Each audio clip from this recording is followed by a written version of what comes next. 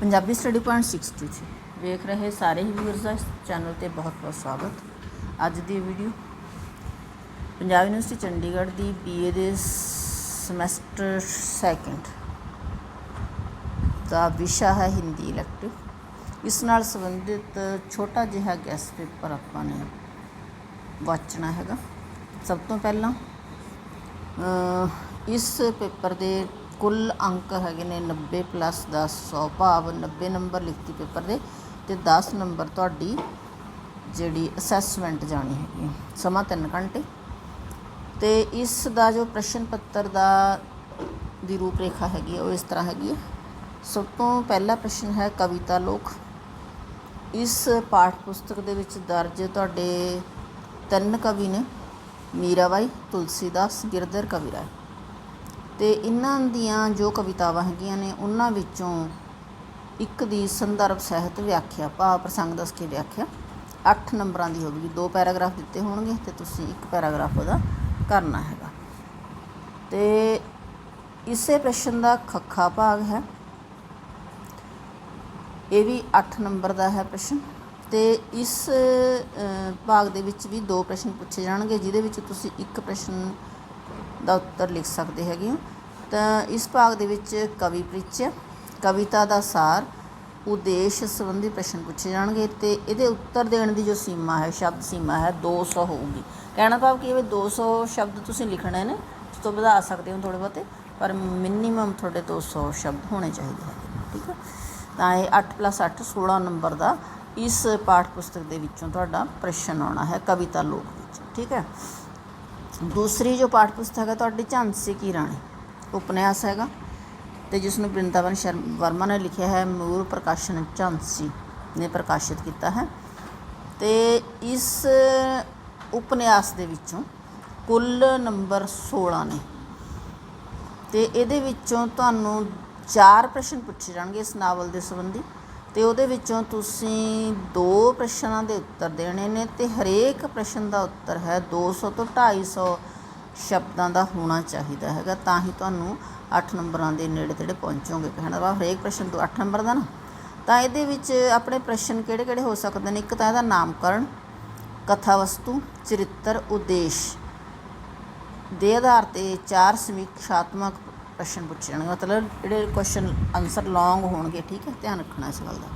ਤੀਸਰਾ ਕੁਐਸਚਨ ਹੈ ਹਿੰਦੀ ਸਾਹਿਤਯ ਦਾ ਇਤਿਹਾਸ, ਇਸ ਭਾਗ ਦੇ ਵਿੱਚੋਂ ਹੈ ਅਤੇ ਇਹਦੇ ਵਿੱਚੋਂ ਜੋ ਵਿਸ਼ੇ ਹੈਗੇ ਨੇ ਉਹ ਹੈਗੇ ਨੇ ਭਗਤੀ ਕਾਲ ਨਾਲ ਸੰਬੰਧਿਤ। ਅਤੇ ਇਹਦੇ ਵਿੱਚੋਂ ਜਿਹੜਾ ਹੈ 2 ਪ੍ਰਸ਼ਨ ਪੁੱਛੇ ਜਾਣਗੇ ਜਿਸ ਦੇ ਵਿੱਚੋਂ ਤੁਸੀਂ 1 ਦਾ ਉੱਤਰ ਦੇਣਾ ਹੋਊਗਾ ਅਤੇ ਸ਼ਬਦ ਸੀਮਾ 200 ਸ਼ਬਦਾਂ ਦੀ ਹੋਵੇਗੀ। ਅਤੇ ਜਿਹੜੇ ਇੰਪੋਰਟੈਂਟ ਟੌਪਿਕ ਹੈਗੇ ਨੇ ਭਗਤੀ ਕਾਲ ਕੀ ਪ੍ਰਸਥਿਤੀਆਂ, ਸੰਤ ਕਾਵਿ, प्रेमा व्याख्यान काव्य, राम काव्य और कृष्ण काव्य की विशेषताएं, कबीर, जायसी, तुलसी और सूरदास। ठीक है, इन्हां विच्चों तुसीं जिहड़े 8 नंबर का प्रश्न हल करना होवेगा, 2 प्रश्नों के विच्चों 1 का। चौथा प्रश्न है वस्तुनिष्ठ प्रश्न। जिहड़े वस्तुनिष्ठ प्रश्न हैगे ने बेटे ये उपरोक्त 3 भागां दे नाल संबंधित होने ने ते तुहानूं 15 प्रश्न पूछे जाणगे ਅਤੇ 15 ਦੇ ਵਿੱਚੋਂ ਤੁਸੀਂ ਘੱਟ ਤੋਂ ਘੱਟ 10 ਪ੍ਰਸ਼ਨਾਂ ਦਾ ਉੱਤਰ ਲਿਖਣਾ। ਹਰੇਕ ਪ੍ਰਸ਼ਨ ਦਾ ਜਿਹੜੇ ਹੈਗੇ ਨੇ ਉੱਤਰ ਦੇਣ ਦੇ ਤੁਹਾਨੂੰ 1 ਨੰਬਰ ਮਿਲਣੇ ਹੈਗੇ ਨੇ ਅਤੇ 10 ਨੰਬਰ ਦਾ ਇਹ ਪ੍ਰਸ਼ਨ ਹੋਊਗਾ। ਅਤੇ ਪ੍ਰਸ਼ਨ ਉੱਤਰ ਜਿਹੜਾ ਬਹੁਤਾ ਲੰਬਾ ਨਹੀਂ ਲਿਖਣਾ ਕਿਉਂਕਿ ਨੰਬਰ ਸਾਨੂੰ ਇੱਕੋ ਮਿਲਣਾ ਹੈਗਾ, ਤਾਂ ਸਾਰੇ ਭਾਗਾਂ ਦੇ ਨਾਲ ਸੰਬੰਧਿਤ ਹੈਗਾ। ਠੀਕ ਹੈ। ਅਗਲਾ ਜੋ 5ਵਾਂ ਕੁਐਸਚਨ ਹੈ ਉਹ ਹੈ ਸਮੀਖਿਆ ਸਿਧਾਂਤ। ਹੁਣ ਇਹ ਸਮੀਖਿਆ ਸਿਧਾਂਤ ਹੈਗੇ ਨੇ ਜਿਹੜੇ ਉਪਨਿਆਸ ਦੇ ਵਿੱਚੋਂ ਨੇ, ਨਾਵਲ ਦੇ ਵਿੱਚੋਂ। ਠੀਕ ਹੈ, ਅਤੇ ਉਹਦੀ ਪਰਿਭਾਸ਼ਾ, ਤੱਤ ਅਤੇ ਵਰਗੀਕਰਨ ਨਾਲ ਸੰਬੰਧਿਤ 2 ਪ੍ਰਸ਼ਨ ਪੁੱਛੇ ਜਾਣਗੇ ਅਤੇ 2 ਦੇ ਵਿੱਚ ਤੁਸੀਂ 1 ਹੱਲ ਕਰਨਾ ਹੋਊਗਾ। ਅਤੇ ਇਹਦਾ ਜਿਹੜਾ ਸ਼ਬਦ ਸੀਮਾ ਹੈ 200 ਤੱਕ ਦੀ ਹੋਊਗੀ ਅਤੇ ਇਹਦੇ ਵਿੱਚ ਇਹ 7 ਨੰਬਰ ਦਾ ਕੁਐਸਚਨ ਹੋਊਗਾ। ਠੀਕ ਹੈ, 7 ਨੰਬਰ ਮਿਲਣਗੇ ਤੁਹਾਨੂੰ। ਤਾਂ ਤੁਸੀਂ ਯਾਦ ਕੀ ਕਰਨਾ ਹੈ? ਪਰਿਭਾਸ਼ਾ, ਉਪਨਿਆਸ ਦੀ ਪਰਿਭਾਸ਼ਾ, ਤੱਤ ਅਤੇ ਵਰਗੀਕਰਨ। ਠੀਕ ਹੈ। 6ਵਾਂ ਕੁਐਸਚਨ ਹੈ ਮੁਹਾਵਰੇ ਅਤੇ ਲੋਕੁਕਤੀਆਂ। ਇਹਦੇ ਵਿੱਚ 7 ਮੁਹਾਵਰੇ ਦਿੱਤੇ ਹੋਣਗੇ, 7 ਮੁਹਾਵਰੇ ਜਾਂ ਲੋਕੁਕਤੀਆਂ ਜਿਹਨੂੰ ਅਸੀਂ ਮੁਹਾਵਰੇ ਅਤੇ ਅਖਾਣ ਕਹਿੰਦੇ ਪੰਜਾਬੀ 'ਚ। ਤਾਂ 7 ਦੇ ਵਿੱਚ ਤੁਸੀਂ 5 ਦੇ ਉੱਤਰ ਦੇਣਾ ਹੋਊਗਾ ਅਤੇ ਹਰੇਕ ਜਿਹੜਾ ਮੁਹਾਵਰਾ ਜਾਂ ਲੋਕੁਕਤੀ ਹੈ ਉਹ ਹੈ 2 ਨੰਬਰਾਂ ਦੀ ਹੋਊਗੀ। ਤਾਂ ਕੁੱਲ ਅੰਕ 10 ਹੈਗੇ ਨੇ ਇਸ ਭਾਗ ਦੇ। 7ਵਾਂ क्वेश्चन है निर्धारित विषय पर अनुच्छेद लेखन, जिन्होंने ਅਸੀਂ ਲੇਖ ਲਿਖਣਾ ਕਹਿੰਦੇ ਆ ਹੈ ਨਾ। ਤਾਂ 3 ਟੌਪਿਕ ਦਿੱਤੇ ਹੋਣਗੇ ਅਤੇ ਉਹਨਾਂ ਦੇ ਵਿੱਚ ਤੁਸੀਂ ਇੱਕ ਪ੍ਰਸ਼ਨ ਕਰਨਾ ਹੈ ਅਤੇ 10 ਨੰਬਰ ਇਹਦਾ ਭਾਗ ਹੈਗਾ ਇਹ। ਨਿੱਜੀ ਪੱਤਰ ਲੇਖਣ, ਅਤੇ ਇਹਦੇ ਵਿੱਚੋਂ 2 ਪੱਤਰ ਦਿੱਤੇ ਹੋਣਗੇ ਜਿਹਦੇ ਵਿੱਚ ਤੁਸੀਂ ਇੱਕ ਹੱਲ ਕਰਨਾ ਹੋਊਗਾ ਅਤੇ ਕੁੱਲ ਅੰਕ ਹੈਗੇ ਨੇ 8 ਦਾ। ਇਹ ਅੱਗੇ ਹੈ ਪਰਿਭਾਸ਼ਿਕ ਸ਼ਬਦਾਵਲੀ, ਸੰਲਗਨ ਸ਼ਬਦਾਵਲੀ। ਇਹਦੇ ਵਿੱਚ ਕੀ ਹੈਗਾ ਬੇਟੇ ਵੀ ਤੁਹਾਨੂੰ ਜਿਹੜਾ ਹੈ ਇੰਗਲਿਸ਼ ਦੇ ਸ਼ਬਦ ਮਿਲਣਗੇ ਅਤੇ ਉਹਦੇ ਵਿੱਚੋਂ ਉਹਨਾਂ ਦਾ ਤੁਸੀਂ ਹਿੰਦੀ ਵਿੱਚ ਅਨੁਵਾਦ ਕਰਕੇ ਲਿਖਣਾ ਹੈ ਅਤੇ ਇਹ ਤੁਹਾਡਾ 5 ਨੰਬਰ ਦਾ ਪ੍ਰਸ਼ਨ ਹੋਵੇਗਾ। ਠੀਕ ਹੈ, ਤਾਂ ਇਹ ਤਾਂ ਅਸੀਂ ਆਪਣਾ ਸਾਰਾ ਪ੍ਰਸ਼ਨ ਪੱਤਰ ਕਿੱਦਾਂ ਆਉਣਾ ਉਹਦੇ ਹਿਸਾਬ ਦੇ ਨਾਲ ਥੋੜ੍ਹਾ ਜਿਹਾ ਅਸੀਂ ਕਹਾਂਗੇ ਵੀ ਥੋੜ੍ਹਾ ਜਿਹਾ ਰਿਵਿਊ। ਤਾਂ ਹੁਣ ਅਸੀਂ ਥੋੜ੍ਹਾ ਜਿਹਾ ਇਹਨਾਂ ਕੁਐਸਚਨਸ ਦੇ ਹਿਸਾਬ ਦੇ ਨਾਲ ਜੋ ਥੋੜ੍ਹੇ ਇੰਪੋਰਟੈਂਟ ਕੁਐਸਚਨਸ ਇਸ ਗੈਸ ਪੇਪਰ ਦੇ ਅਨੁਸਾਰ ਇੰਪੋਰਟੈਂਟ ਹੈਗੇ ਨੇ ਉਹ ਪੜ੍ਹਦੇ ਹੈਗੇ ਹਾਂ। ਸਭ ਤੋਂ ਪਹਿਲਾਂ ਲੈਂਦੇ ਹੈਗੇ ਹਾਂ ਅਸੀਂ ਪਹਿਲਾ ਪ੍ਰਸ਼ਨ। ਪਹਿਲੇ ਪ੍ਰਸ਼ਨ ਦੇ ਅੱਗੋਂ 2 ਭਾਗ ਨੇ ਹੈ ਨਾ, ਅਤੇ ਇਹਦਾ ਕੱਕਾ ਭਾਗ ਹੈ ਜੋ, ਅਤੇ ਇਹਦੇ ਵਿੱਚੋਂ ਜਿਹੜੇ ਕਵੀ ਹੈਗੇ ਨੇ ਆਪਣੇ 3 ਕਵੀ ਨੇ ਆਪਣੇ ਇਹਦੇ ਵਿੱਚੋਂ ਤੁਹਾਡੀ ਟੈਕਸਟ ਬੁੱਕ ਦੇ ਵਿੱਚ ਉਹਦੇ ਵਿੱਚੋਂ ਪ੍ਰਸੰਗ ਦੱਸ ਕੇ ਵਿਆਖਿਆ ਜਿਹੜੀ ਅਸੀਂ ਲਿਖਣੀ ਹੈਗੀ ਹੈ। ਤਾਂ ਮਹੱਤਵਪੂਰਨ ਪੈਰਾਗ੍ਰਾਫ ਕਿਹੜੇ ਕਿਹੜੇ ਹੈਗੇ ਨੇ। ਪਹਿਲੇ ਕਵੀ ਹੈਗੇ ਨੇ ਗਿਰਧਰ ਕਵੀਰਾਏ, ਅਤੇ ਇਹਨਾਂ ਦੀ ਜੋ ਪੈਰਾਗ੍ਰਾਫ ਹੈ ਮਹੱਤਵਪੂਰਨ ਹੈ। ਪ੍ਰਾਨ ਪੁੱਤਰ ਦੋਨੋਂ ਬੜੇ, ਚਾਰੋਂ ਯੁਗ ਪ੍ਰਮਾਨ, 200 ਦਸ਼ਰਥ ਦੋਨੋਂ ਤਜੇ, ਬਚਨ ਨਾ ਦੀਜੈ ਜਾਨ, बचन न दिन है जान, बड़न की यह बड़ाई, बचन रहे सो काज, और सब सरवस किन जाई, कह गिरधर कविराए बह दशरथ नृप एते, ऐसे प्राण पुत्र पर हरे, बचन पर है न तैसे। प्रस्तुत काव्यांश कविता लोक पाठ्य पुस्तक में से संकलित गिरधर कविराय द्वारा रचित कुंडलियाँ में से लिया गया है। इस कुंडली में कविराय ने राजा दशरथ के उदाहरण के माध्यम से बताया है कि बड़े लोग अपने वचन के पालन के लिए बड़े से बड़ा बलिदान करने से भी संकोच नहीं करते। ਹੁਣ ਇਹਦਾ ਮਤਲਬ ਕੀ ਹੈਗਾ ਵੀ ਇਹ ਰਾਜਾ ਦਸ਼ਰਥ ਦੀ ਉਦਾਹਰਨ ਦੇ ਰਿਹਾ ਹੈਗਾ ਕਵੀ ਕਿ ਰਾਜਾ ਦਸ਼ਰਥ ਨੇ ਜਿਹੜਾ ਹੈ ਉਹਨਾਂ ਨੇ ਕਿਹਾ ਵੀ ਪ੍ਰਾਣ ਜਾਏ ਪਰ ਬਚਨ ਨਾ ਜਾਏ ਹੈ ਨਾ। ਤਾਂ ਇਸ ਤਰ੍ਹਾਂ ਉਹ ਦੱਸ ਰਿਹਾ ਹੈਗਾ ਕਵੀ। ਤਾਂ ਫਿਰ ਵਿਆਖਿਆ ਦੇ ਵਿੱਚ ਕੀ ਲਿਖ ਸਕਦੇ ਹੈਗੇ ਆ। गिरधर कविराय जी कहते हैं कि यह सत्य चारों युगों द्वारा प्रमाणित है। चारों युग प्रमाण, चारों युगों में प्रमाण है कि प्राण पुत्र दोनों बड़े, कि व्यक्ति को अपने प्राण तथा अपने पुत्र दोनों बड़े अधिक प्यारे होंगे ने। इन्हीं दोनों प्रिय वस्तुओं अर्थात अपने प्राण एवं बेटे राम को दशरथ ने त्याग दिया। तो 100 दरस दोनों तजे, बचन न दीन है जान, ਲੇਕਿਨ ਆਪਣੇ ਬਚਨ ਕੋ ਨਹੀਂ ਜਾਣ ਦਿਆ। ਮਤਲਬ ਉਹਨੇ ਜਿਹੜਾ ਪੁੱਤਰ ਸੀਗਾ ਰਾਮ ਉਸਨੂੰ ਜਿਹੜਾ ਹੈ ਛੱਡ ਦਿੱਤਾ, ਉਸਦੀ ਜਿਹੜੀ ਹੈ ਇਸ ਤਰ੍ਹਾਂ ਕੁਰਬਾਨੀ ਕਰ ਦਿੱਤੀ ਹੈ ਨਾ, ਅਤੇ ਆਪਣਾ ਜਿਹੜਾ ਬਚਨ ਉਸਨੂੰ ਨਿਭਾਇਆ। बड़े लोगों का यह बड़प्पन है कि वे अपने ਜਿਹੜਾ है बचन का पालन करते हैं, उससे मुड़ते नहीं हैं। वे यही कार्य करते हैं जिनसे उनके वचन का पालन होता है, भले ही उस कार्य की को करने से उनका सर्वस्व क्यों न चला जाए। गिरधर कविराय कहते हैं कि दशरथ भी ऐसे ही महान राजा थे जिन्होंने अपने वचन का पालन करने के लिए अपने बेटों को छोड़ दिया। उससे बेटे को के वियोग में उन्होंने अपने प्राण भी छोड़ दिए, लेकिन उन अपने वचन का पालन करना नहीं छोड़ा। अगला जो पैराग्राफ है महत्वपूर्ण वो है, रहिए लटपट काट दिन, बरू घामे में सोए, छाह ना बाकी बैठिए, जो तरुपत्री होए, जो तरुपत्री होए, एक दिन धोखा दे है, जो दिन बह बिहार, टूटे सब जर से रह जह, कह गिरधर कविराय छाह मोटे की कहिए, पाता सब झर जाए, तऊ छाया में रही। प्रस्तुत कुंडली गिरधर कविराय द्वारा रचित है, जिनमें कवि ने बताया है कि मनुष्य को दुखों में दिन काट लेना चाहिए। सबल व्यक्ति ही आश्रय का आश्रय भी लाभदायक होता है। सबल ਹੁੰਦਾ ਹੈ ਜਿਹਦੇ ਵਿੱਚ ਜਿਹੜਾ ਜਾਨਦਾਰ ਵਿਅਕਤੀ ਹੁੰਦਾ ਹੈ। तो व्याख्या की है, हे मनुष्य, मुसीबत में दिन काट लेने चाहिए, भले ही धूप में सोना पड़े, लेकिन ऐसे वृक्ष की छाया में नहीं बैठना चाहिए जो पतला अथवा कमज़ोर हो। यदि पतले वृक्ष की छाया का आश्रय लिया जाए तो वह एक दिन अवश्य धोखा देगा। जिस दिन भी तीव्र हवा चलेगी वह जड़ से टूटकर आ गिरेगा और जान लेना साबित होगा। गिरधर कविराय कहते हैं कि मनुष्य को हमेशा मोटे तने वाले वृक्ष की ही छाया ग्रहण करनी चाहिए। उसके पत्ते झड़ भी जाएं तो भी उसके मोटे तने की छाया में आश्रय प्राप्त किया जा सकता है।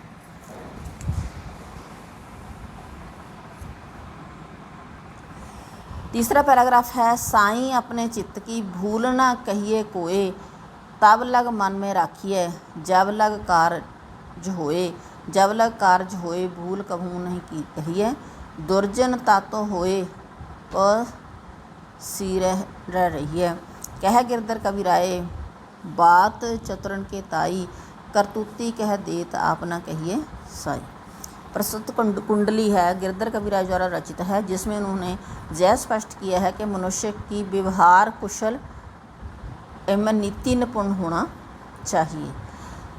व्याख्या दे विच की लिखिया, हे स्वामी, अपने मन की बात भूल कर भी किसी को नहीं करनी चाहिए। जब तक कार्य नहीं हो जाता तब तक उसे अपने मन में रखना चाहिए। जब तक काम संपन्न नहीं हो जाता तब तक भूल कर भी किसी से मत कहो।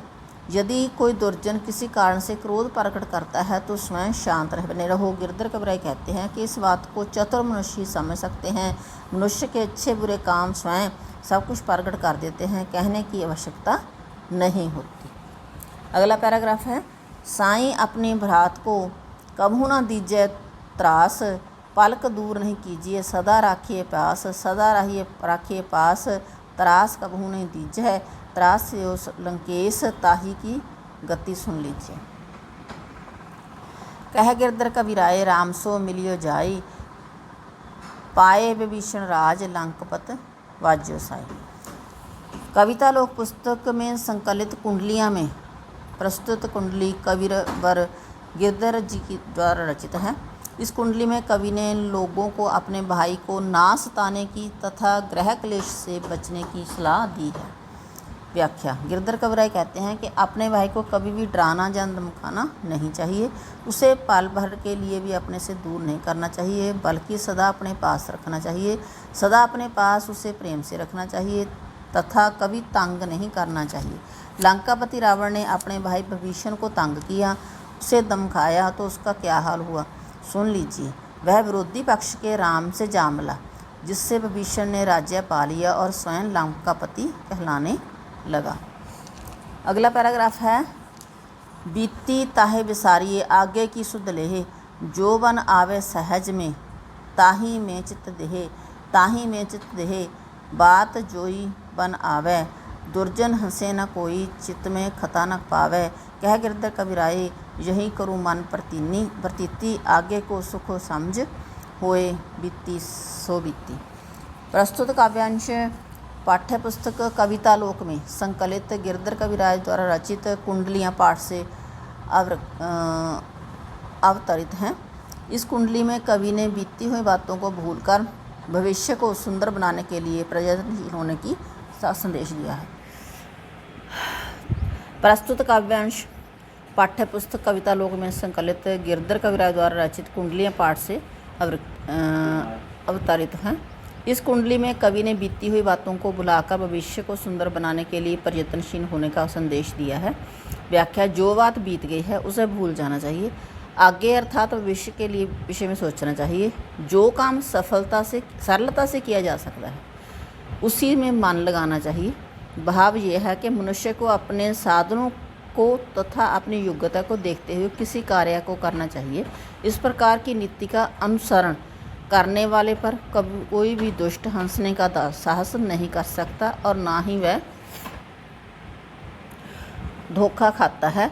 गिरधर कविराय कहते हैं कि अपने मन को यही विश्वास रखना चाहिए कि अपने आगामी जीवन को सुखी बनाना है। जो बीत गई सो बात बीत गई और उसे भुला देना चाहिए।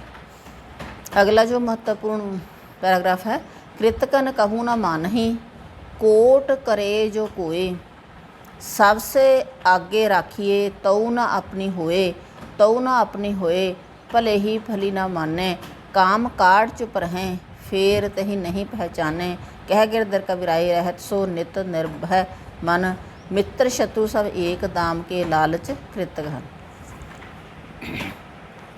प्रसंग प्रस्तुत काव्यांश पाठ्य पुस्तक कविता लोक में से संकलित गिरधर कबीराई द्वारा रचित कुंडलियाँ पाठ से अवतरित है। इस काव्यांश में कवि ने कृतघन मनुष्य के स्वभाव का यथार्थ विचित्रण करते हुए उससे बचकर रहने की प्रेरणा दी है। कृतघन कहने हैं ਅਸੀਂ ਪੰਜਾਬੀ ਦੇ ਵਿੱਚ ਉਸ ਨੂੰ ਵੀ ਜਿਹੜਾ ਵਿਅਕਤੀ ਕਿਸੇ ਦੀ ਕੀਤਾ ਹੈ ਭਲੇ ਨੂੰ ਨਾ ਮੰਨੇ, ਉਸ ਦੇ ਦਾ ਜਿਹੜਾ ਹੈ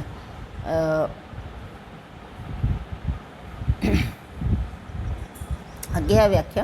कवि गिरधर जी कहते हैं कि कृतघन व्यक्ति किसी द्वारा किए उपकार को कभी नहीं मानता, चाहे कोई उस पर करोड़ों उपकार क्यों ना करे, कोट करें जो कोई, ठीक है। उसके आगे अपना कभी नहीं मानता, चाहे कोई उस पर करोड़ों उपकार क्यों ना करे।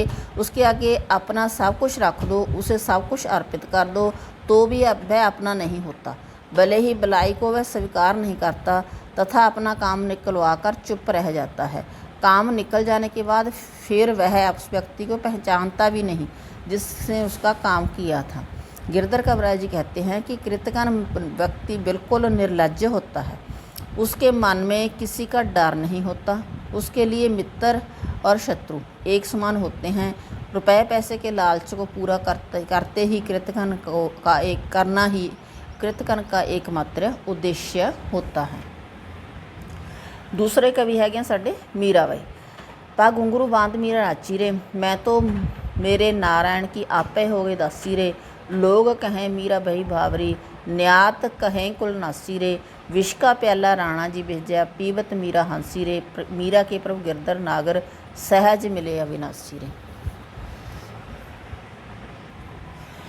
यह पद मीराबाई द्वारा रचित पद से संग्रहित किया गया है। पद है मतलब ਇਹਦਾ जो काव्यता का नाम है पद, ठीक है। इस पद में मीराबाई की श्री कृष्ण के प्रति अनन्य भक्ति भावों को व्यक्त किया गया है। पग घुंघरू बांध मीरा नाची रे। प्रस्तुत पद में जड़ा है मीरा अपने पग में घुंघरू बांध कर नाचती है और श्री कृष्ण जी के प्रति अनन्य भक्ति को दर्शाती है। मैं तो मेरे नारायण की आपे हो गई दासी रे, वो कहती है कि मैं अपने नारायण की आप ही दासी हो गई हूँ। लोग कहें मीरा बही भावरी, न्यात कहें कुल राशि में। उसकी यह बात देखकर लोग उसे कहते हैं कि वह बावरी हो गई है, वह पागल हो गई है, और उसके जो रिश्तेदार हैं, न्यात होता है रिश्तेदार, वो कहते हैं कि वो अपने कुल का नाश करने वाली है। विष का प्याला राणा जी भेजा, पीवत मीरा नास हंसी रे। और मीरा को बुरा मानते हुए उसके लिए उसके देवर राणा जी ने विष का प्याला भेजा, उसके मारने के लिए जहर का प्याला भेजा, और मीरा उससे खुश होकर उसने पिया और वो हंसते लगी। मीरा के प्रभु गिरधर नागर, सहज मिले अविनाशी में। मीरा के प्रभु तो श्री कृष्ण जी हैं और वे अविनाशी हैं और मीरा को सहज रूप से प्राप्त हो गए हैं। अगला पैराग्राफ है। आली रे मेरे नैना बाण पड़ी, चित्त चढ़ी मेरे माथुरी मूरत, उर विच आन पड़ी, कब की ढाटी पंथ निहारूं, अपने भवन खड़ी, कैसे प्राण पिया बन राखूं, जीवन मूर पड़ी, मीरा गिरधर हाथ विकानी, लोग कहें बिगड़ी। जय पद कविता लोक में संकलित मीराबाई के पद से अवृक्त है। इस पद में मीराबाई की अपने आराध्य के प्रति समर्पण की भावना का उल्लेख है। मीरा जी श्री कृष्ण के मधुर रूप पर आसक्त हो गई हैं। अपने अनुभव का वर्णन करती हुई वे अपनी सखी से कहती है कि हे सखी, मेरे आँखों को श्री कृष्ण जी के मधुर और आकर्षक रूप को देखने की आदत पड़ गई है। मेरे हृदय में श्री कृष्ण की आकर्षक मूर्ति चढ़ गई है, वह हृदय में अड़ गई है, अर्थात अब उसका मेरे हृदय से बाहर निकलना संभव नहीं है। मैं अपने भवन में खड़ी कब से अपने कृष्ण का मार्ग देख रही हूँ। मैं अपने प्राणों की रक्षा अपने प्राणों के से प्रिया के बिना कैसे कर सकती हूँ, क्योंकि वे ही मेरे प्राणों की रक्षा कर सकते हैं। मीरा कहती है कि उसके प्राणों की रक्षा करने वाले कृष्ण जी हैं, वो संजीवनी बूटी के समान हैं। मीरा कहती है कि मैं तो श्री कृष्ण के हाथों बिक गई हूँ, अर्थात मैं पूरी तरह उनके प्रति समर्पित हो चुकी हूँ और लोग भ्रांति के कारण कह रहे हैं कि मैं बिगड़ गई हूँ, मतलब लोगों को भ्रम हुआ है। ठीक है, अगला तीसरा पैराग्राफ हैगा।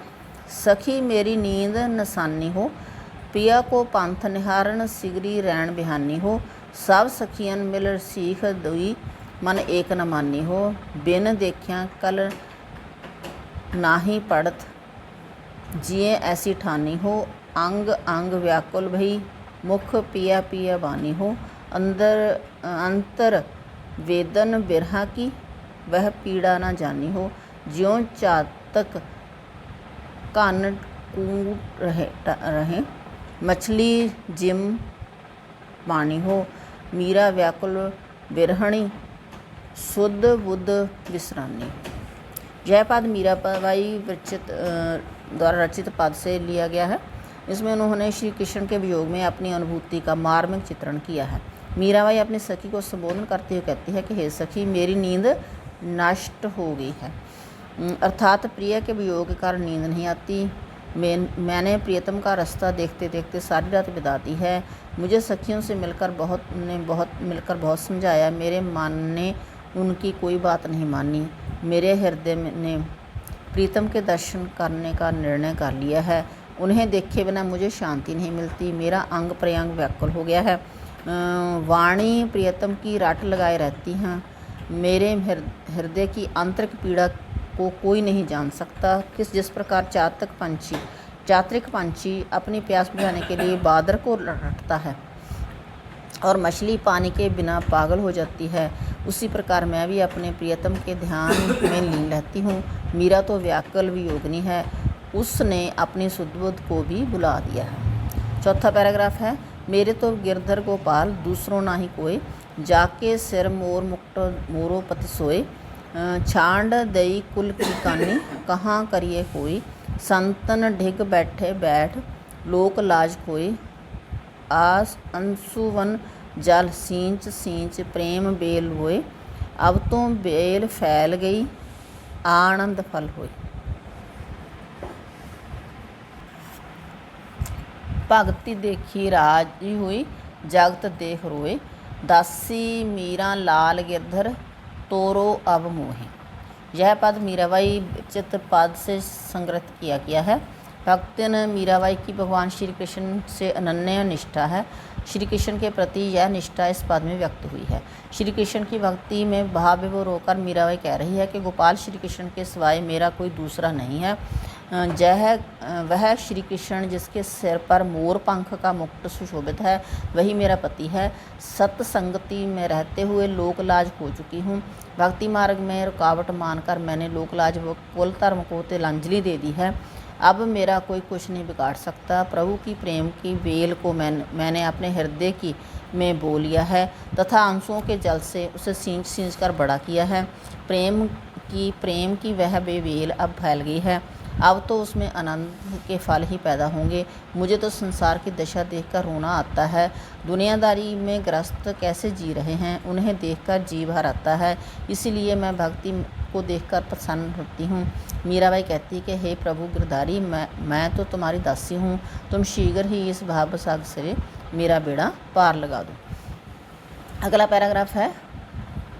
पत्तियों मैं कैसे लिखूँ, लिखी ना जाए, कालम धरत मेरो कर कंपत, हृदय रहे धराए, बात कहूँ मोह बात न आवे, नैन रहे झरोए, किस विद चरण कमल में गह्यो, सब है अंग धराए, मीरा कह प्रभु गिरधर नागर, सभी दुख विसराए।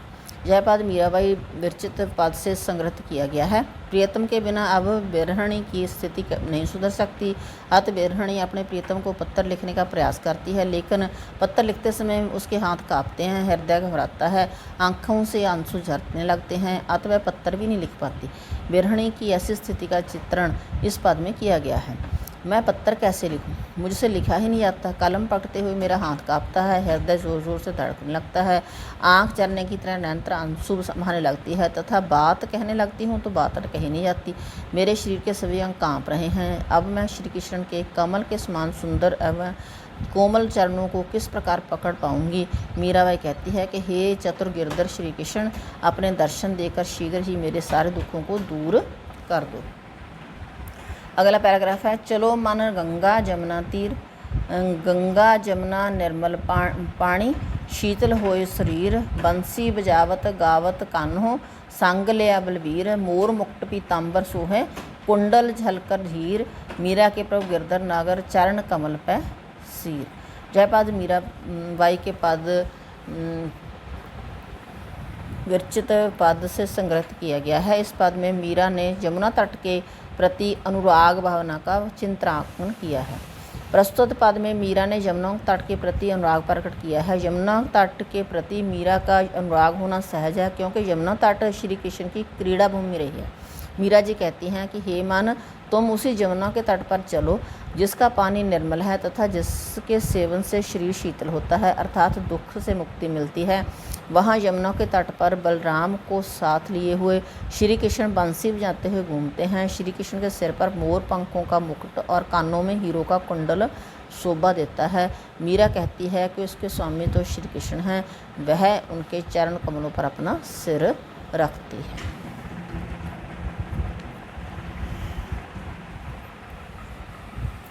ਅੱਗੇ ਵਾਲੇ ਕਵੀ ਹੈਗੇ ਨੇ ਤੁਲਸੀਦਾਸ ਜੀ, ਤੇ ਉਹਨਾਂ ਦਾ ਪਹਿਲਾ ਪੈਰਾਗ੍ਰਾਫ ਹੈ, ਕੋਉ ਕਹੈਂ ਕਰਤ ਕੁਸਾਜ ਦਗਾਬਾਜ ਬੜੋ, ਕੋਉ ਕਹੈਂ ਰਾਮ ਕੋ ਗੁਲਾਮ ਖਰੋ ਖੂਬ ਹੈ, साधु जैन महासाधु खल जाने महाखल, बानी झूठी सांचू कोट उठत हबूब हैं, चहत न कहसू न कहत कहूँ की कछू, सबकी सहत उर अंतर न ऊब हैं, तुलसी को भलो पोच हाथ रघुनाथ ही के, राम की भगत भूमि मेरे मत दूब है। प्रस्तुत अवतरण में तुलसीदास जी ने यह स्पष्ट किया है कि वे राम भक्ति में इतनी तल्लीन हो गए हैं कि उन्हें इस बात की चिंता ही नहीं कि लोग उसके विषय में क्या कहते हैं और क्या सोचते हैं। अच्छा, पहला प्रश्न होया, पहले प्रश्न का पक्का भाग कितने हैं।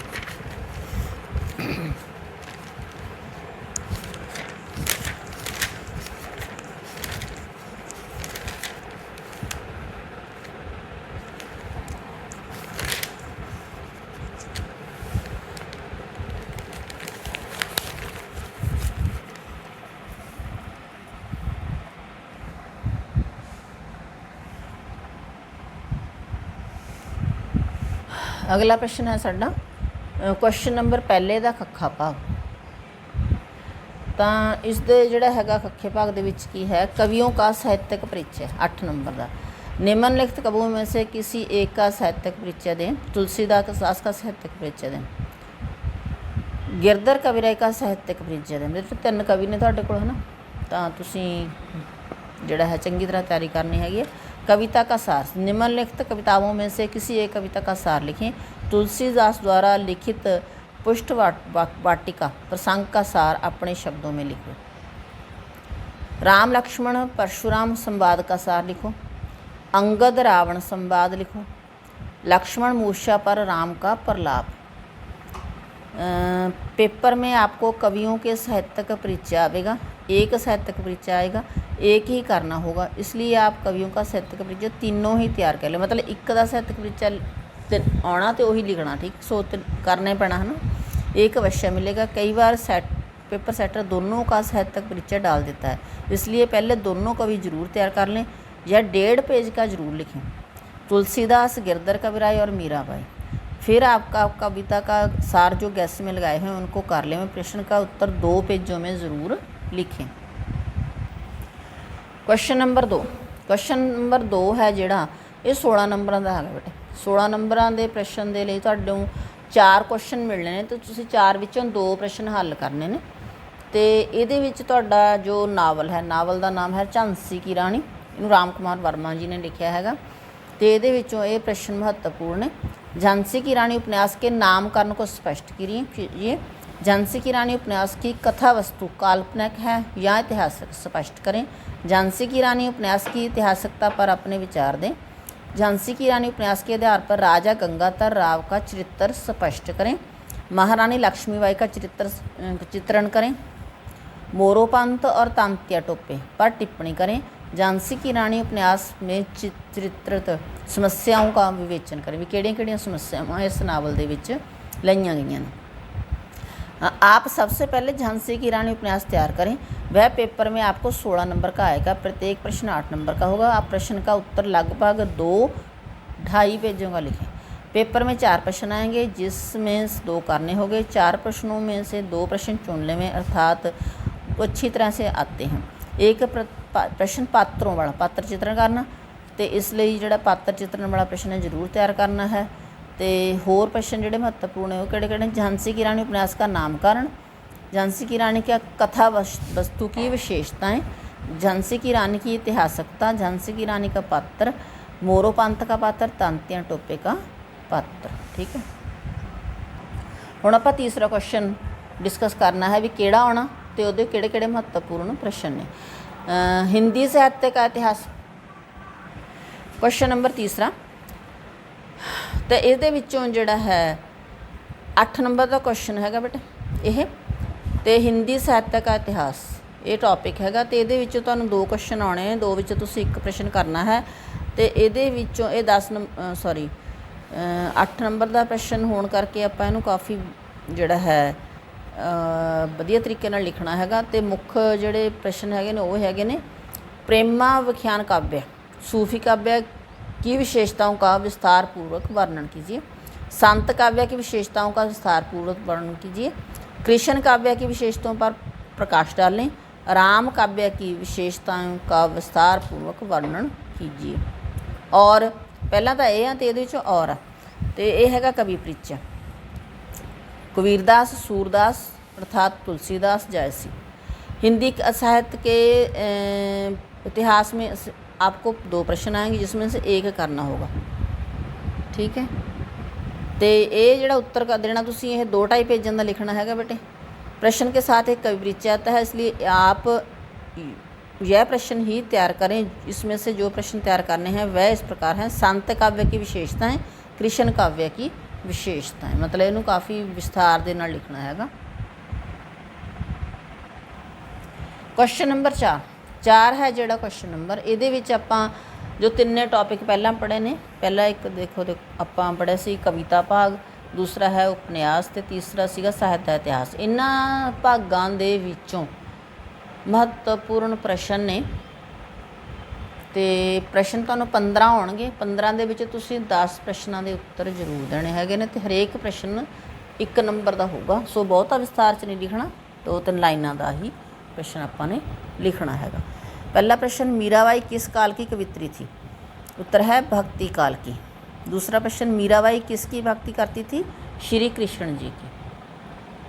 अगला प्रश्न, मीरा के पदों की रचना किन किन भाषाओं में प्राप्त होती हैं? ब्रज, राजस्थानी और गुजराती। अगला प्रश्न, राज रानी कवित्री का नाम लिखिए। मतलब उसका नाम हैगा भी रचना हैगी उसका नाम राज रानी। ठीक है, किने लिखिया? इसका उत्तर की है? मीराबाई। मीरा के द्वारा रचित किन्हीं 2 रचनाओं के नाम लिखिए। नरसी जी रो मारो, मीराबाई की पदावली। अगला जो प्रश्न है, मीराबाई हिंदी साहित्य के किस काल की कवित्री थी? मीरा सर्वगुण भक्ति काल की कृष्ण शाखा की कवित्री थी। राजरानी कवित्री का नाम था मीराबाई। ठीक है, अगला जो टॉपिक है वो है तुलसीदास। तुलसीदास की प्रमुख रचना का नाम लिखो। रामचरित्र मानस। तुलसीदास के द्वारा रचित 4 कृतियों के नाम लिखिए। मतलब उन्हें जड़ी रचनावां कीतियां 4 उन्होंने नाम लिखने ने। रामचरित्र मानस ये बहुत मशहूर है। विनय पत्रिका, कवितावली, दोहावली।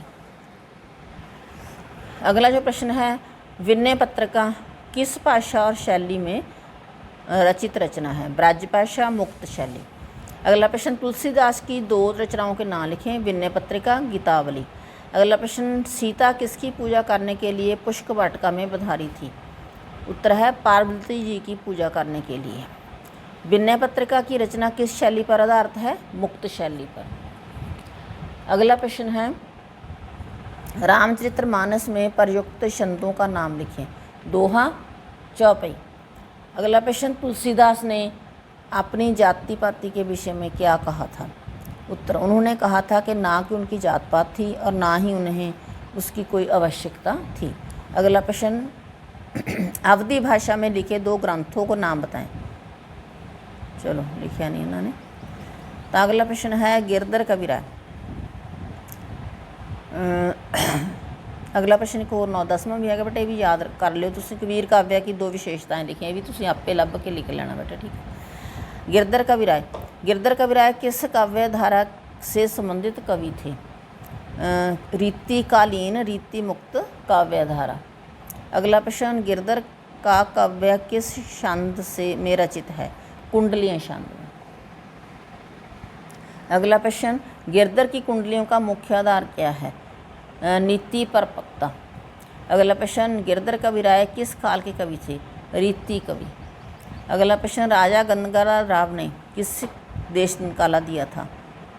खुदा बख्श को। अगला प्रश्न, झांसी की रानी मनु किसकी पुत्री थी? मोरोपंत, तांबे और भागीरथी की। मनु का जन्म कब हुआ? 19 नवंबर सन 1835।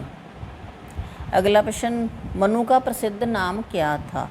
रानी लक्ष्मीबाई। अगला प्रश्न, राजा गंगाधर राव ने किसे देश निकाला दिया था? खुदा बख्श को। कितने वर्ष की आयु में लक्ष्मीबाई को पुत्र हुआ? 16 वर्ष की आयु में। अंग्रेज सरकार ने रानी झांसी के लिए कितनी पेंशन की घोषणा की? 5000 रुपये महीना। रानी के लिए जासूसी का कार्य कौन करता था? रानी की 3 सहेलियाँ।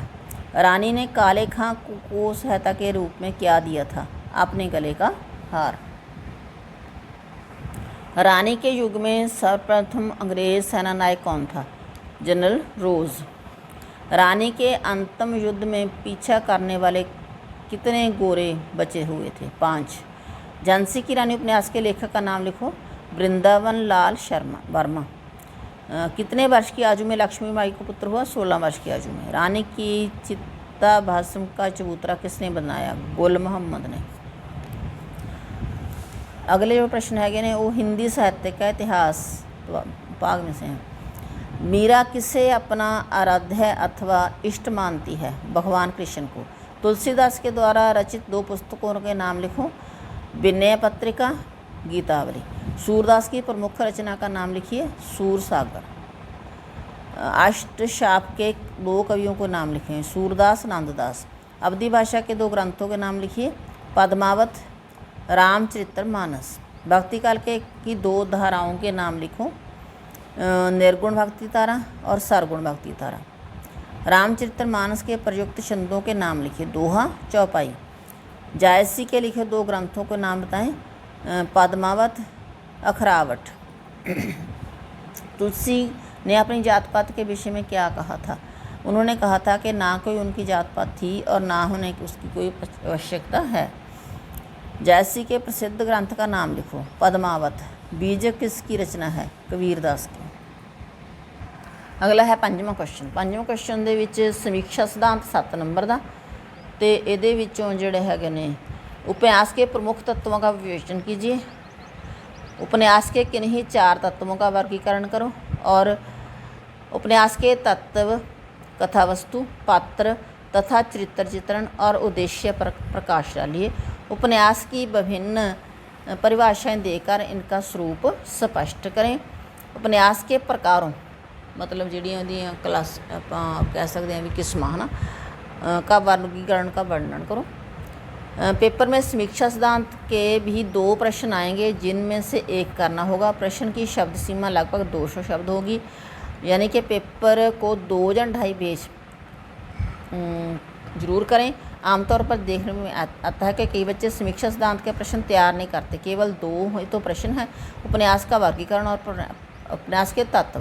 यह दोनों प्रश्न तैयार करें। पेपर आपको एक प्रश्न अवश्य मिलेगा। हम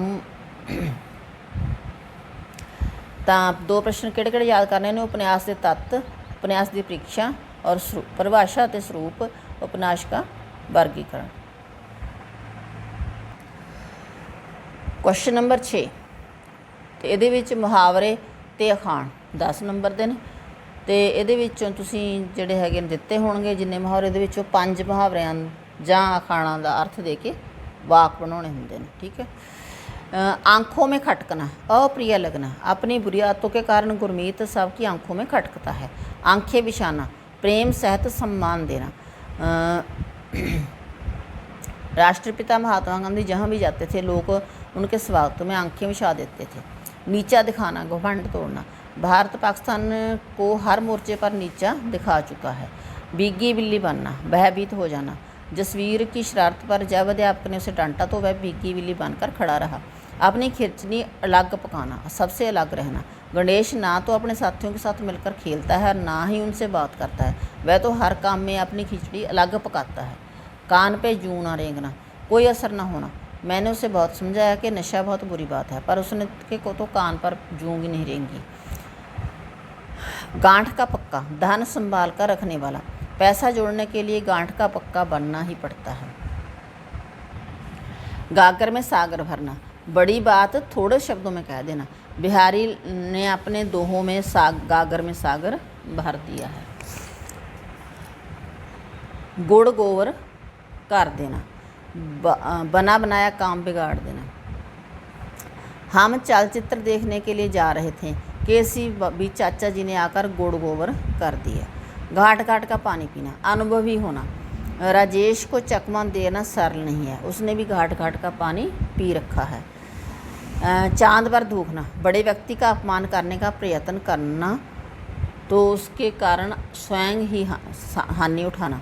गांधी जी की निंदा करना चांद पर थूकने के समान है। जूती चाटना, बहुत खुशामद करना। तुच्छ लोग अफसरों की जूती चाटना अपनी शान समझते हैं। तिल का ताड़ बनाना, छोटी सी बात को बढ़ा देना। उसकी बातों पर विश्वास नहीं किया जा सकता, वह तो तिल का ताड़ बना लेता है। पेट में दाढ़ी होना, आयु में छोटे होने पर भी चतुर होना। उसको बच्चा मत समझना, उसके पेट में दाढ़ी है। अगर मगर करना, टाल मटोल करना। उसने मेरा 1000 रुपये देना है, जब भी मांगता हूँ अगर मगर करने लगता है। अकल पर पत्थर पड़ना, बुद्धि भ्रष्ट हो जाना। विद्वान होने पर भी रावण की अकल पर पत्थर पड़ गए थे, अन्यथा वह सीता का अपहरण ना करता। आंखें खुलना, होश आ जाना। उस महात्मा के प्रवचन सुनकर मेरी तो आंखें खुल गई। आंसू पोषना, सहानुभूति दिखाना। हमें दीन दुखियों के आंसू पोषने चाहिए। आस्तीन का सांप, कपटी मित्र होना, उससे सावधान रहना, वह तो आस्तीन का सांप है। आटा गीला होना, मुसीबत में और मुसीबत आ जाना। इस निर्धन अवस्था में उसकी नौकरी छूट जाना आटा गीला हो जाने के समान है। ईद का चांद होना, बड़े दिनों बाद मिलना। शादी के बाद तो वह ईद का चांद ही हो गया है। उल्टी गंगा बहाना, नियम के विरुद्ध काम करना। गीता के उस प्रकांड पंडित को कर्मयोग का उपदेश देना उल्टी गंगा बहाना है। कलम तोड़ना, बहुत अच्छा लिखना। प्रेमचंद जी ने गोदान लिखने में कलम तोड़ दी। कान कतरना, कान काटना, बहुत चालाक होना। उसको छोटा मत समझो, वह तो बड़ों बड़ों के कान कतरता है। कान खड़े होना, आश्चर्य सुनने के लिए उत्सुक होना। नेता के मंच पर आते ही उसका भाषण सुनने के लिए सबके कान खड़े हो गए।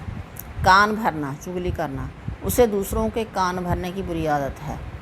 कालाक्षर भैंस बराबर होना, बिल्कुल अनपढ़ होना। इंद्रजीत कौर के बनाव श्रृंगार पर मत जाओ, जब वह बोलेगी तो तुम्हें पता चल जाएगा कि वह तो कालाक्षर भैंस बराबर है। खाला जी का घर, आसान काम। परीक्षा में प्रथम स्थान प्राप्त करना खाला जी का घर नहीं है। खून पसीना एक करना, बहुत परिश्रम करना। पिता की खून पसीना एक करके कमाई हुई दौलत को उसका बेटा जुए में लुटा रहा है। खटाई में पड़ना, किसी का काम बीच में रुक जाना, जहाँ अधूरा रह जाना। कर्मचारियों का वेतन बढ़ाने का मामला एक बार और फिर खटाई से पड़ गया है। गले का हार होना, प्रिय होना। मीना का एकमात्र बेटा उसके गले का हार है। गुदड़ी का लाल, छिपा हुआ गुणवान व्यक्ति। श्री लाल बहादुर शास्त्री जी गुदड़ी के लाल थे।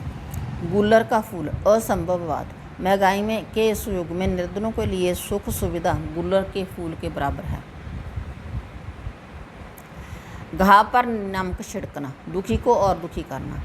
जब वह अपनी चोरी की रिपोर्ट लिखवाने गया तो रिपोर्ट लिखने वाले ने उससे रिश्वत मांगकर उसके घाव पर नमक छिड़ने का काम किया, क्योंकि वह तो पहले ही से लुटा पुटा था, अब वह भी उसे लूटने लगे।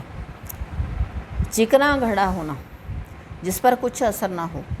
राम तो निर्लज्जता के कारण चिकना घड़ा बन गया है, उस पर किसी बात का असर नहीं होता।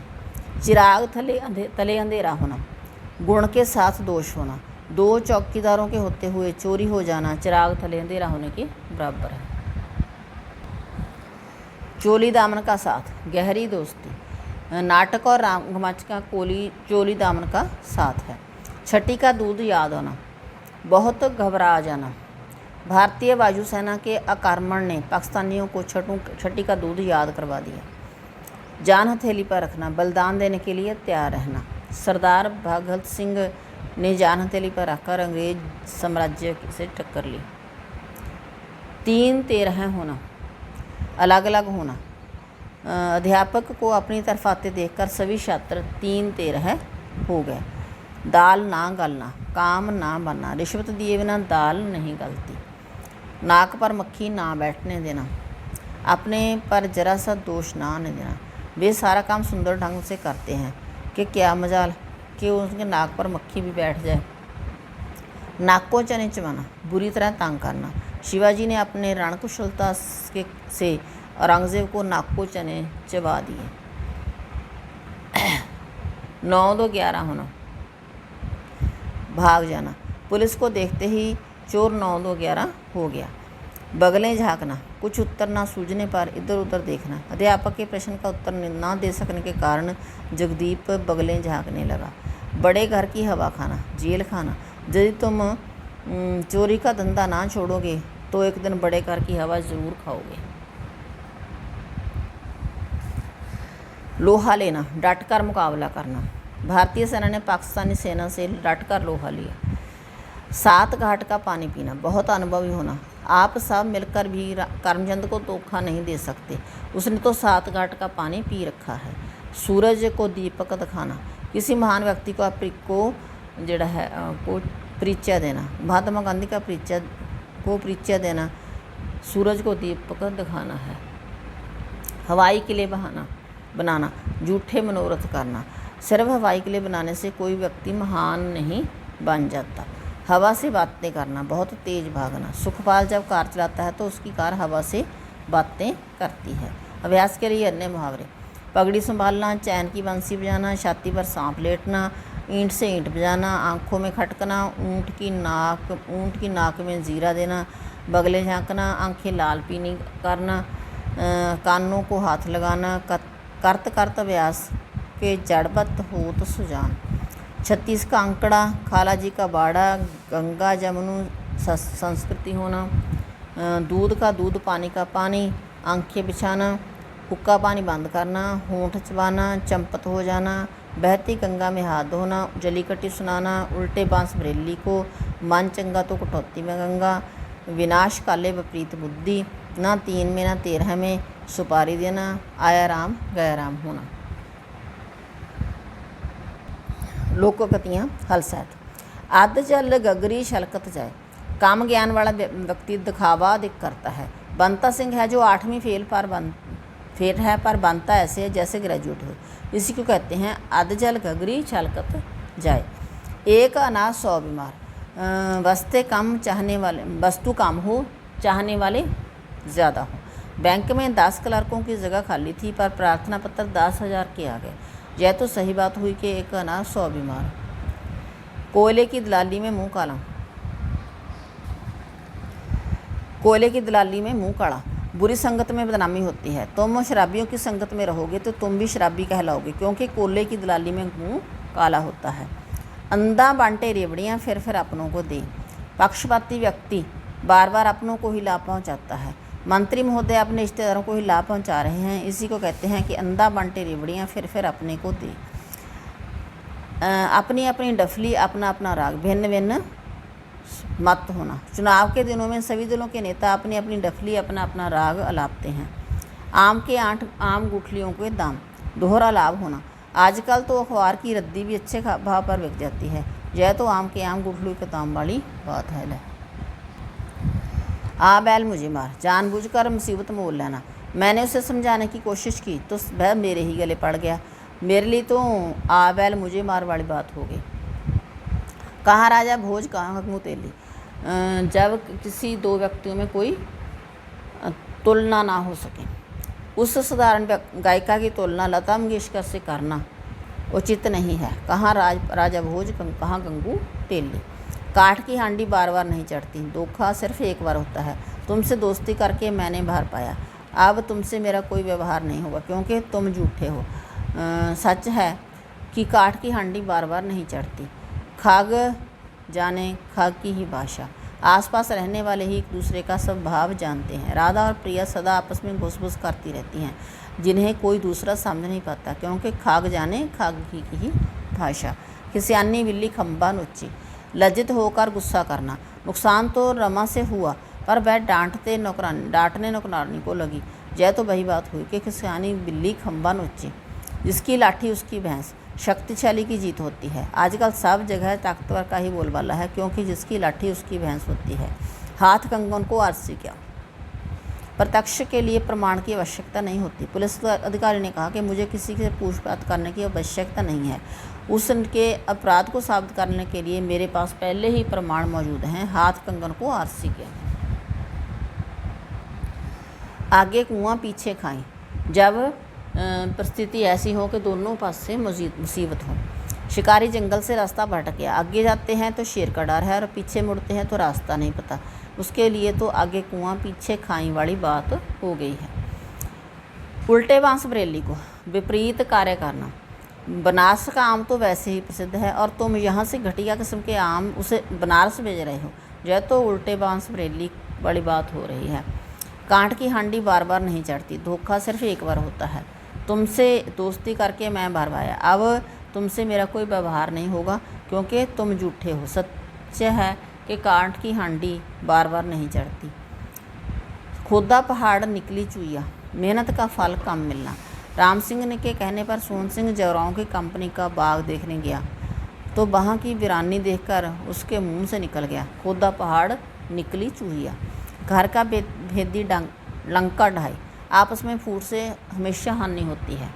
विभीषण ने श्री राम को रावण की मृत्यु का भेद बताकर रावण को मरवा दिया। इसी को कहते हैं घर का भेदी लंका ढाई। अंधा क्या जाने बसंत की बहार। असमर्थ व्यक्ति गुणों को नहीं पहचान सकता। तुम लोहा कूटने वाले संगीत का आनंद क्या लोगे, क्योंकि कहा भी गया है अंधा क्या जाने बसंत की बहार। आसमान से गिरा खजूर में अटका। एक मुसीबत से बचकर दूसरी मुसीबत में फंस जाना। सोहन सिंह पुलिस के चुंगल से छूटकर आया तो आयकर अधिकारियों द्वारा पकड़ लिया गया। आयकर द्वारा टैक्स वाले, ठीक है, तो उसकी आसमान से गिरा खजूर में अटका वाली दशा हो गई। अभ्यास के लिए और लोकोक्तियाँ। हारे को राम भरोसा, आप पछताए क्या होत जब चिड़िया चुग गई खेत। हंसा थे जो उड़ गए। खाग जाने की खाग की भाषा। रंगा स्यार, मुंह में राम बगल में छुरी। नाच न जाने आंगन टेढ़ा, भैंस के आगे भी न जाना। एक तो करेला दूसरा नीम चढ़ा। एक पंथ दो काज, अपनी खिचड़ी अलग पकाना। आसमान सिर पर उठाना, जिसकी लाठी उसकी भैंस। कागजी घोड़े दौड़ाना, कंगाली में आटा गीला। थोथा चना बाजे घना, चादर के बाहर पैर पसारना। भागते चोर की लंगोटी सही। एक अनार 100 बीमार, समर्थ को नहीं गुसाई। अपना हाथ जगन्नाथ, हवा से बातें करना। छठी का दूध याद आना, मुल्ला की दौड़ मस्जिद तक। काग भय दीवान, खूंटे के बाल बछड़ा नाचे। अगर मगर करना, आंसू पोछना। कलेजा फटना, मिट्टी का माधो। पौ 12 होना, ढाक के 3 पात। एक पंथों काज, ना रहेगा बांस, ना बजेगी बांसुरी। 7वां क्वेश्चन है ਜਿਹੜਾ ਤੁਹਾਡਾ ਇਹ ਅਨੁਛੇਦ ਲਿਖਣ ਵਾਲਾ 10 ਨੰਬਰ ਦਾ ਹੋਊਗਾ, ਠੀਕ ਹੈ। ਭਾਵ ਅਸੀਂ ਇੱਕ ਵਿਸ਼ੇ ਦੇ ਉੱਤੇ ਲੇਖ ਲਿਖਣਾ ਹੈ ਤੇ ਮਹੱਤਵਪੂਰਨ ਵਿਸ਼ੇ ਕਿਹੜੇ ਨੇ। ਪ੍ਰਦੂਸ਼ਣ की समस्या, कंप्यूटर वरदान और अभिशाप, अनुशासनहीनता, बेरोजगारी या भ्रष्टाचार, महंगाई, बेटी बचाओ बेटी पढ़ाओ, चुनाव का दृश्य, जीवन में शिक्षा का महत्व, मोबाइल, वरदान या अभिशाप, परोपकार, आधुनिक फैशन, नेता नहीं नागरिक चाहिए, भाषण नहीं राशन चाहिए, आतंकवाद के बढ़ते कदम, इंटरनेट, क्रांति और भ्रांति। पेपर में आपको 3 अनुच्छेद लिखने आएंगे, जिनमें से आपको एक करना होगा। यह अनुच्छेद कम से कम 2 पेज का ज़रूर लिखें। यह एक ही पैरे में होना चाहिए, अलग अलग पैरे नहीं बनाने। 8वां क्वेश्चन, पत्र लेखन। 8 नंबर का प्रश्न है, नगर पालिका के प्रधान को पत्र लिखकर मोहल्ले की सफाई ना होने की शिकायत कीजिए। अपने छोटे भाई को कुसंगति से बचने के लिए पत्र लिखें। अपने छोटे भाई को पत्र लिखकर अनुशासन के महत्व पर प्रकाश डालें। नगर पालिका के प्रधान को पत्र लिखकर पेयजल के अभाव को दूर करने की प्रार्थना करें। अपने पिताजी को अपने भविष्य की योजना के संबंध में पत्र लिखें। अपनी छोटी बहन को समय के महत्व तथा फैशन से बचने के लिए पत्र लिखें। अपने मित्र को ग्रीष्मावकाश मतलब की है गर्मियों की छुट्टियों का कार्यक्रम बनाने के लिए पत्र लिखें। प्रधानमंत्री को पत्र लिखकर शिक्षा प्रणाली के संबंध में अपने सुझाव दीजिए। ट्रैफिक की समस्या को लेकर अपने शहर के पुलिस अधीक्षक को पत्र लिखें।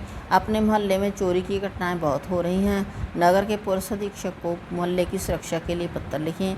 अपने महाविद्यालय के वार्षिक उत्सव के बारे में अपने पिता को पत्र लिखें। बसों में होने वाली भीड़ और अनियमित बस सेवा के लिए जिला परिवहन अधिकारी को पत्र लिखें। मित्र को पत्र लिखें जिसमें जीवन के लक्ष्य पर प्रकाश डाला गया हो। जहाँ मित्र को पत्र लिखें जिसमें दहेज तथा प्रथा समाप्त करने के लिए उसके सक्रिय सहयोग की प्रार्थना की गई हो।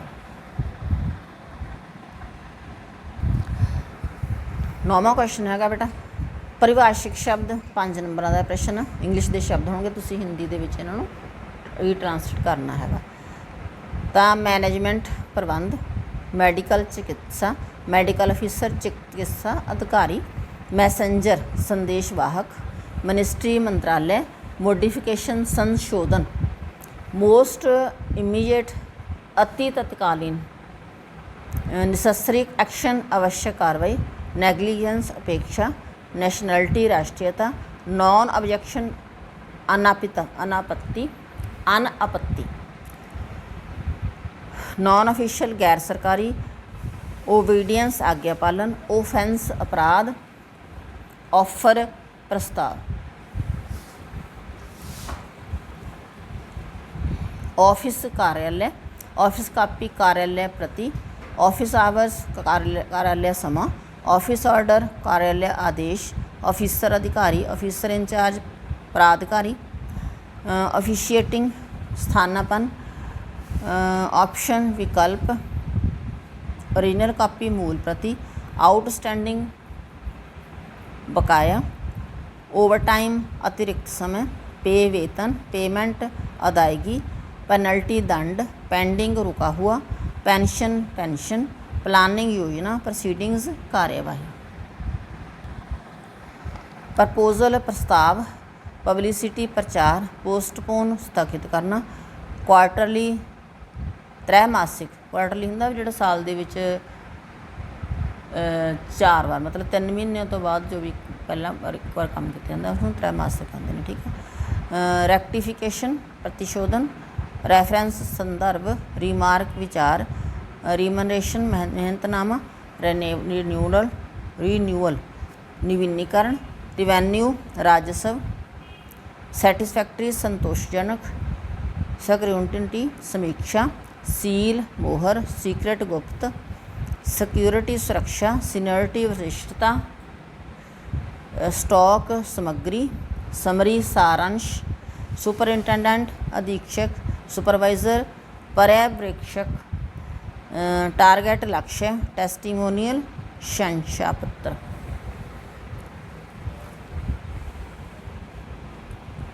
टूर दौरा, ट्रेनिंग प्रशिक्षण, ट्रांसलेशन अनुवाद, ट्रैवलिंग अलाउंस, यात्रा भत्ता, अंडर सेक्रेटरी अवर सचिव, अनएम्प्लॉयमेंट बेरोजगारी, अनऑफिशियल लेटर अशासकीय पत्र, अप टू डेट अवतन,